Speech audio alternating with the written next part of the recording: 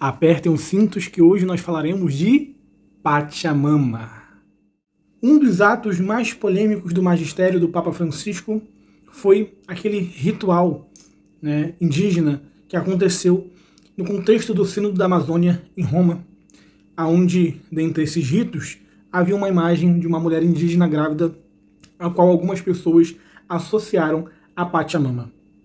E para iniciar, vamos responder a pergunta, afinal, o que é Pachamama? Pachamama é uma palavra, Pacha, que significa universo, mundo, tempo, espaço, e Mama significa mãe. Numa tradução grosseira seria Mãe Terra, Talvez seria o que mais representasse de forma mais clara esse significado. E não seria uma deusa, uma divindade conforme nós entendemos aqui no Ocidente. Mas dentro dessa cultura indígena, Pachamama seria mais uma representação da natureza, das coisas criadas, do ambiente, de tudo aquilo que faz parte do mundo, do nosso planeta e das criaturas. Bom, dito isto, também quero apresentar aqui 3 trechos de 3 documentos do Magistério que fala sobre inculturação. A inculturação dentro da teologia católica, como que a igreja ela pega aspectos de uma outra cultura e eleva isso a uma visão cristã. O primeiro documento do Concílio Vaticano II é o Gaudium et Spes, que diz: a igreja, enviando seus mensageiros até o confim da terra, entra em contato com todas as culturas, valoriza o que nelas há de bom e promove a elevação de valores humanos à luz de Cristo. O segundo é o decreto missionário Ad Gentes, que afirma: é necessário que esta semente, que é o Evangelho, ao ser lançada no terreno, não o destrua, mas revigore e aperfeiçoe. E aqui nós temos o Papa São João Paulo II, na encíclica Redemptoris Missio. Ele diz o seguinte: a inculturação significa uma íntima transformação dos valores culturais autênticos pela sua integração no cristianismo e enraizamento do cristianismo nas diversas culturas humanas. Bom, vemos que a igreja claramente ensina que existem aspectos das culturas humanas que podem ser aproveitáveis, que podem ser cristianizadas. Obviamente que uma cultura, uma religião, uma sociedade que possui uma cultura e uma religião não cristãs, dentro desses elementos, terá muitos erros, muitas perspectivas erradas, muitas coisas que não podem ser aproveitadas pela fé cristã. Porém, também terá outras coisas que podem ser aproveitadas, que fazem parte daquela consciência humana, que de certa forma tem a semente do verbo, tem aquela iluminação divina na consciência humana que nos faz ter elementos que, por mais que sejam imperfeitos, de alguma forma existe ali algum reflexo de verdade. É sobre isso que iniciaremos falando nesse vídeo, como a igreja aborda essa questão. Na Igreja Católica, nós temos o exemplo do grande santo São Francisco de Assis, que ao mesmo tempo que ele é muito mal interpretado e até usado ideologicamente por certos grupos na igreja, São Francisco de Assis, ele também nos ensina uma forma muito especial e peculiar de lidar com a natureza. São Francisco de Assis chamava a terra de mãe terra, irmã terra, tinha um cuidado especial pelos animais, pelo meio ambiente. Isso não era o centro da sua espiritualidade, obviamente que tinha coisas muito maiores do que isso. Porém, isso também fazia parte da sua fé. Nós temos o nosso querido Papa Francisco, que, tomando o nome de São Francisco de Assis, também representa no seu magistério muito dessa espiritualidade. Na sua encíclica Laudato Si, ele fala exatamente sobre isso, sobre a casa comum, que é um termo muito usado também, a mãe terra, só que, obviamente, dentro do aspecto cristão. Existe uma forma cristã de se entender a palavra mãe terra, irmã terra, casa comum, e existe um aspecto cristão de se enxergar os problemas ambientais e de se relacionar com a natureza, com as criaturas. Não é porque um tema é usado de forma errada por algum grupo de pessoas, inclusive dentro da igreja, que ele deve ser descartado. Pelo contrário, a doutrina social da igreja inclui dentro dela aspectos ambientais. Inclusive, essa encíclica do Papa Francisco, Laudato Si, é uma encíclica que demonstra claramente a doutrina social da igreja, que inclui também a preocupação com o meio ambiente. Dentro do contexto do Sínodo da Amazônia, ali existia uma forte cultura indígena que foi valorizada. O Papa quis representar os valores dessa cultura, os valores dessa educação desses povos que estavam ali representando a igreja que está presente nesses lugares. Esse rito que aconteceu, esse rito típico dessa cultura, aconteceu com índios cristãos. Isso que é o mais interessante. Esses índios não estavam fazendo um ritual pagão. Eles estavam fazendo um ritual de sua cultura, mesmo assim, eles eram índios cristãos. Ou seja, índios cristãos estavam levando a sua cultura até Roma, até o Vaticano, até a presença do Papa, e demonstrando que a sua cultura não estava em contraposição com os valores cristãos. Inclusive, uma das provas de que esses índios eram cristãos é que um dos vídeos onde o índio está diante do Papa Francisco, ele faz o sinal da cruz diante do Santo Padre. Um índio não católico não faria um sinal da cruz, né? Talvez não saberia nem o que isso significa. Então, isso prova que dentro desse contexto, o fato ocorrido no Vaticano era dentro de um contexto, sim, de cristãos, e cristãos católicos, dentro de um contexto católico que visava participar de um ritual cultural de um povo indígena. Mas afinal, era de fato uma imagem de Pachamama? Era de fato uma entidade de uma religião pagã que estava no Vaticano? E ela estava sendo cultuada por aquelas pessoas que estavam presentes naquele rito? Bom, é o que nós vamos ver agora. Dentre as pessoas que participaram desse evento, algumas explicações vêm a público através da mídia. Entre essas explicações, existem duas versões que não necessariamente são contraditórias, mas podem ser complementares. A primeira versão é que, de fato, aquele objeto representava algo da cultura indígena, não necessariamente uma entidade indígena, mas representava um símbolo de fertilidade, de proteção, da natureza, como a gente falou no início do vídeo, dentro da cultura indígena. Porém, aquilo ali de forma alguma foi cultuado como um deus, como uma divindade ou algo do tipo. Não houve nenhum tipo de culto a essa imagem ou a essa representação. Um outro grupo vai dizer que, por mais que seja uma representação da cultura indígena, aquela imagem especificamente tinha uma conotação mariana. Alguns chegam a chamá-la de Nossa Senhora da Amazônia, empregando essa imagem a um símbolo da Virgem Maria. De qualquer forma, devemos entender que a igreja sempre valorizou a enculturação e sempre se aproveitou de elementos de outras culturas para levar ao cristianismo, para que o cristianismo pudesse ser melhor compreendido pelos povos. Nós temos exemplos, por exemplo, de grandes templos pagãos que se tornaram igrejas, basílicas, catedrais, etc. E aonde a igreja ia colonizando os povos e catequizando os povos, ela sempre se aproveitava, né, e se adaptava com aquilo que aquele povo conhecia, com a forma de linguagem, com a forma de arte, com a forma de cultura, com a forma de música, até mesmo com o próprio idioma, etc. Então isso é algo muito natural, que nós vemos não só na era pós-conciliar, mas nós vemos isso, essa preocupação da igreja ao longo de toda a história. Isso não tem nenhuma novidade.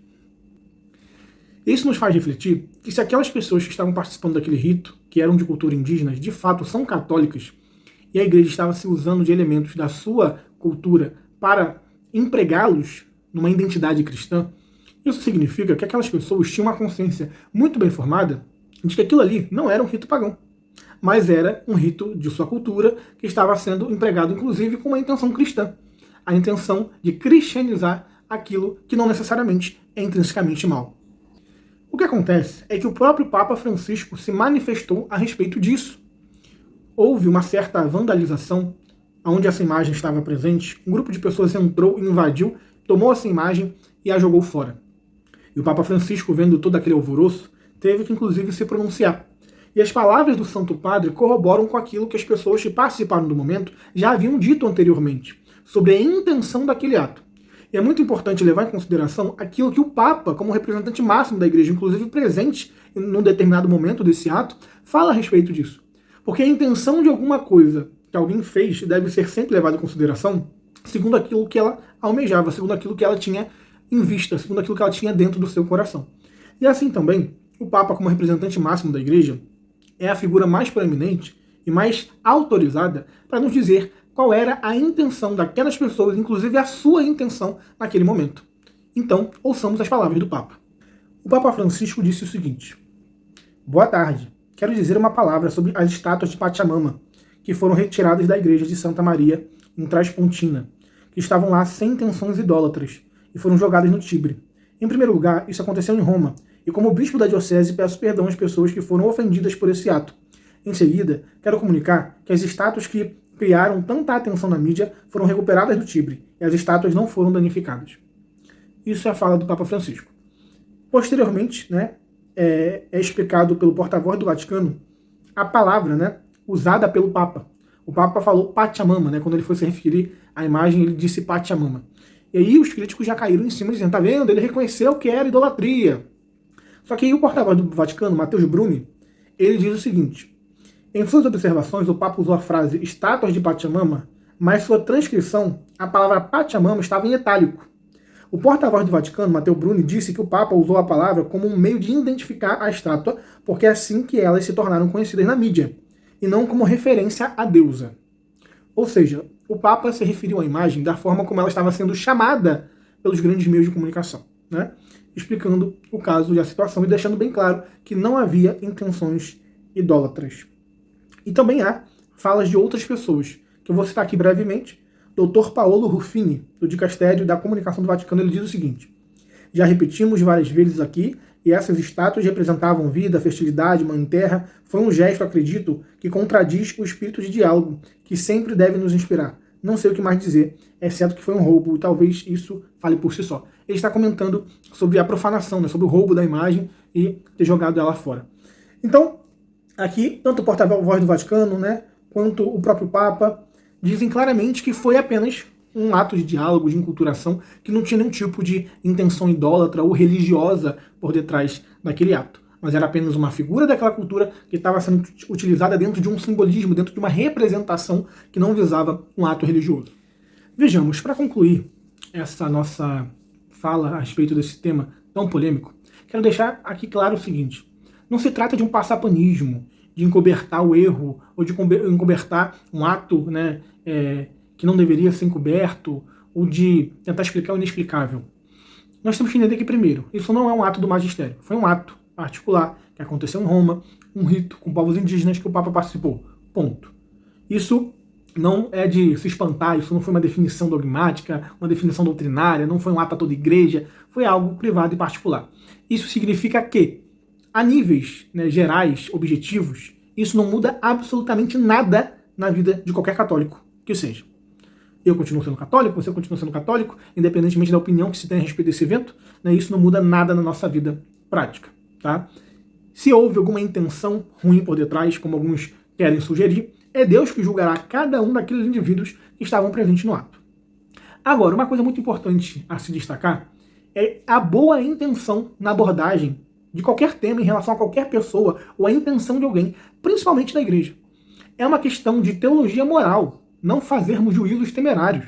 O que é fazermos juízos temerários? Fazer juízo temerário é você julgar e declarar que algum ato tem alguma intenção maléfica sem ter, né, meios de você ter certeza que aquela intenção de fato foi maléfica, sem você ter testemunhas, sem você ter pessoas afirmando isso, sem você ter materialidade dos fatos para afirmar de fato isso daqui foi algo ruim e as pessoas que fizeram tiveram má intenção. Caso você emita algum juízo desse tipo em qualquer situação, em qualquer pessoa, condenando alguém sem provas ou até mesmo sem informação suficiente sobre aquele ato, você comete um juízo temerário.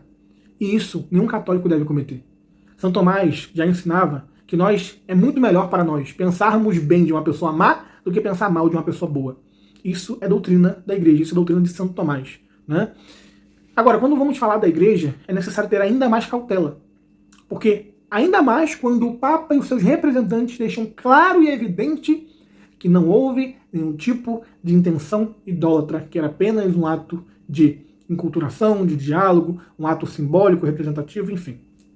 Você pode ter sua opinião pessoal, você não é obrigado a concordar com cada ato que o Papa faz na sua vida. Você pode achar que foi algo indelicado, que foi algo escandaloso, etc, etc, etc, e pode achar que também foi algo que não deveria ser feito, tudo bem, né?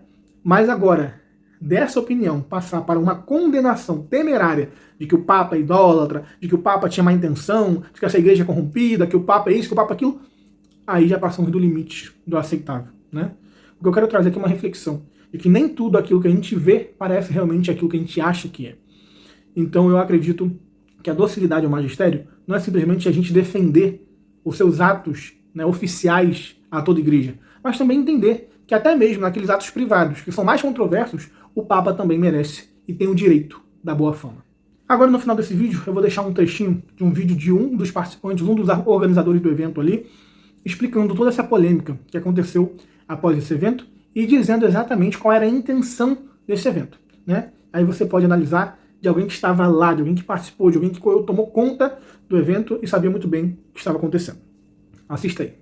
Sou o irmão Afonso Muradi, estou aqui em Roma durante o Sínodo para a Amazônia e quero esclarecer um fato que muita gente me pediu no Brasil.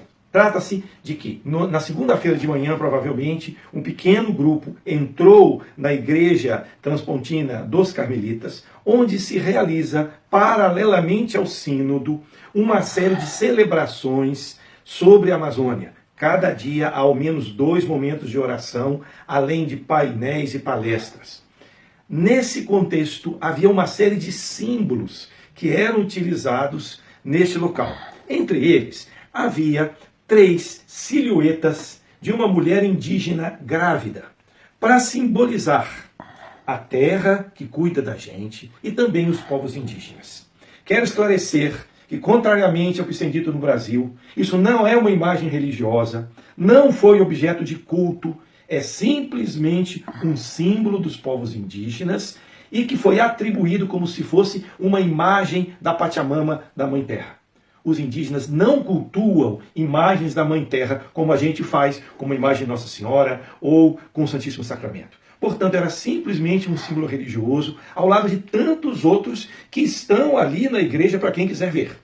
Portanto, esse gesto é um gesto de violência, de desrespeito e, portanto, não pode ser aprovado por nenhum de nós. Você gostaria de que na sua igreja alguém entrasse lá e pegasse algum dos seus símbolos religiosos? Ou que fosse uma vela ou um pano? Você gostaria? Claro que não.